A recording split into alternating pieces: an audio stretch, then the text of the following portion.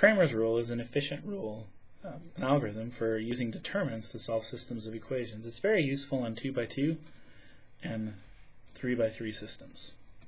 So we're going to give an example of a system. Suppose you have 2x plus 3y, and let's go 4x plus 5y, and let's have those equal, say, 7 and -1. Let's solve the system. Well, one option is we could row reduce it. Instead, we're going to write this as a matrix equation, 2, 3, 4, 5, times xy equals 7, -1. This is a matrix A. Here is our vector xy, and here is the vector b.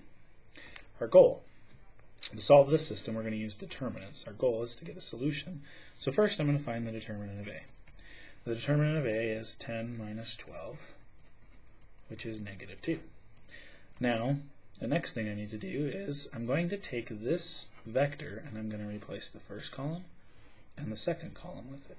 So we have 7, -1. Replacing the first column, I'll write the 3, 5. And we're going to find its determinant. Then I'm going to leave the 2, 4 in and replace the 3, 5 with the 7, -1. What are these determinants? Well, that's 35 minus a minus 3, so that's 38. And this is minus 2 minus 28, or minus 30. Cramer's rule says the following. Take this number, divide it by the determinant of A.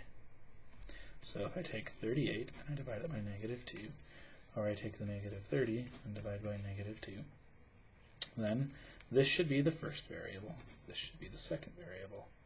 And this gives me 38 over -2 is -19, and y is 15.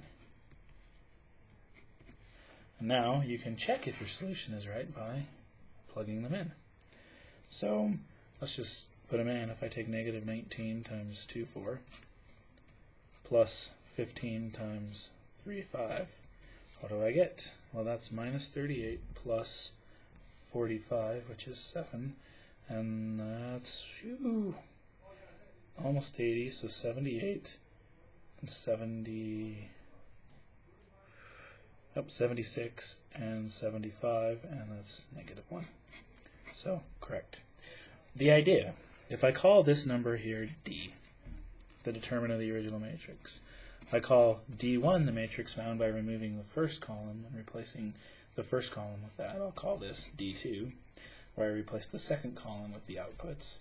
Then Cramer's rule says x is D1 over D, y is D2 over D. And if I went up into higher dimensions and I had a third variable, x3 would be D3 over D, x4 would be D4 over D, and this is essentially Cramer's rule always. It works in every dimension, but it's most efficient in 2x2 and 3x3 systems. That completes this screen.